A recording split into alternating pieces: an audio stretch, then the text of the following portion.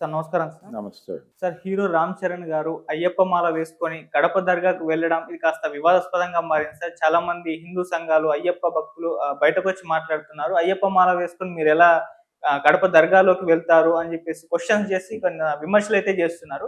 దీనికి ఉపాసన గారు కూడా బయటకొచ్చి ఒక సమాధానం అయితే చెప్పారు. సో, అన్ని మతాల్ని సమానంగా చూడాలి, గౌరవించాలన్నట్టుగా మాట్లాడారు ఆమె కూడా. సో, ఎంటైర్‌గా ఈ వివాదం రావడం మనం చూసాం కదా! దీన్ని ఏ విధంగా చూడొచ్చంటారు? లౌకిక స్ఫూర్తిని నిలబెట్టినట్టుగానే చూడాలి. హ్మ్. ఇది మతరాజ్యం కాదు, హ్మ్. లౌకిక రాజ్యం. ఇక్కడ అన్ని మతాలకి సమానమైనటువంటి ఆదరణ ఉంది. ప్రభుత్వం ఏ మతంతోనూ లేదు. ఇది వాస్తవం. ఇది కాన్స్టిట్యూషన్ ప్రామిస్ చేసినటువంటి విషయం. ఇలా కాదు ఇది మతరాజ్యం, ఇది హిందూ రాజ్యం, లేకపోతే మరొక రాజ్యం అనేది అనుకుంటే ఆ గొడవ వేరు. ఓకే.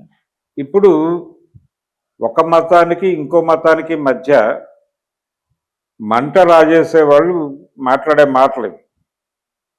నిజానికి ఒక సాలిడారిటీ, ఒక ఐక్యత వర్ధిల్లాలంటే వాళ్ళ పండగలు వీళ్ళు, వీళ్ళ పండుగలు వాళ్ళు సెలబ్రేట్ చేసుకోవాలి.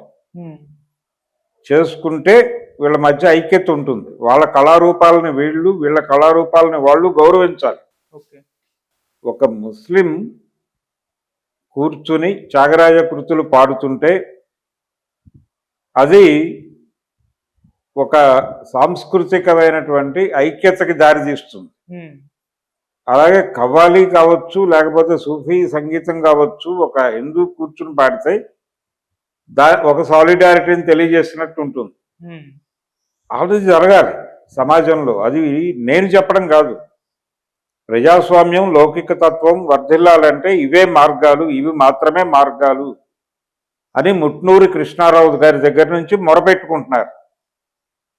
అది వినకపోతే ఎలాగా?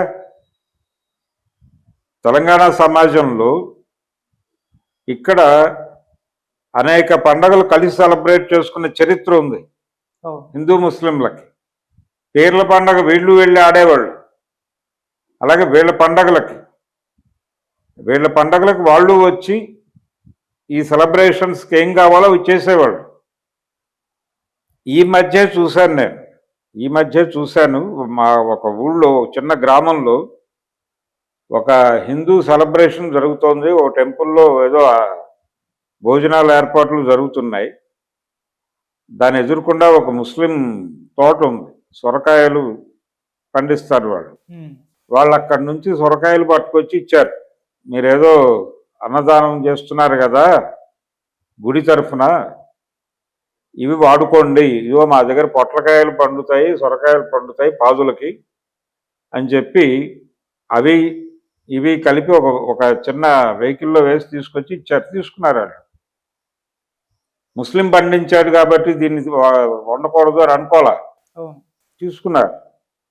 కాబట్టి మత విద్వేషాన్ని రెచ్చగొట్టడం కోసం రామ్ చరణ్ దర్గా యాత్రని మాట్లాడటం ఖచ్చితంగా తప్పే.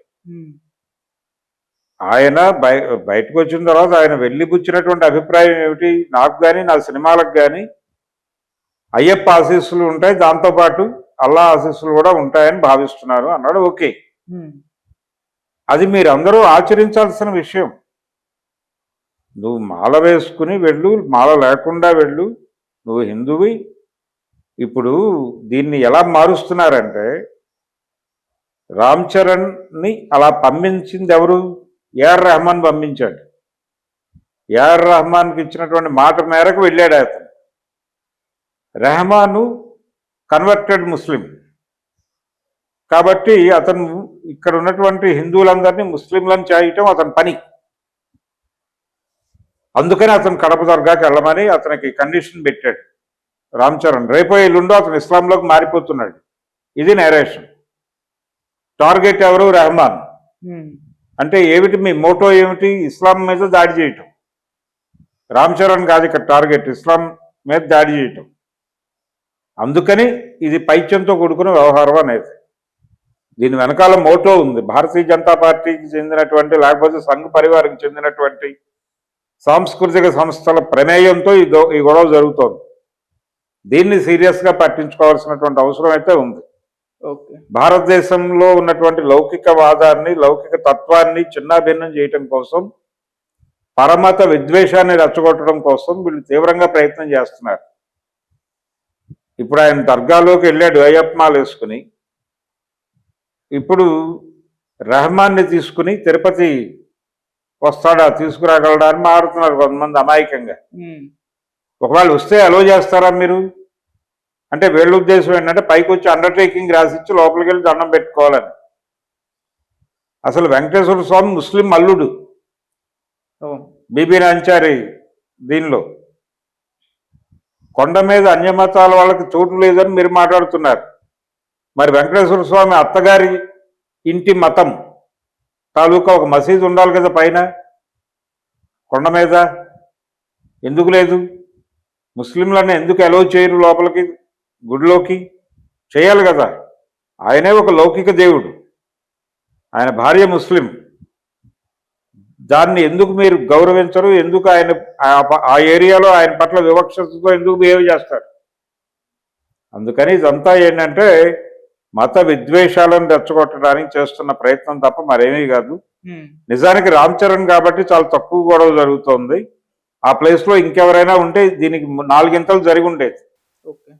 రామ్ చరణ్ అనగానే అతని ఫ్యామిలీ గుర్తొస్తుంది, చిరంజీవి గుర్తొస్తాడు, పవన్ కళ్యాణ్ గుర్తొస్తాడు. కాబట్టి కొంచెం ఒక మోతాదులో గొడవ జరుగుతోంది. రెహమాన్ వైపు డైవర్ట్ అయింది అది.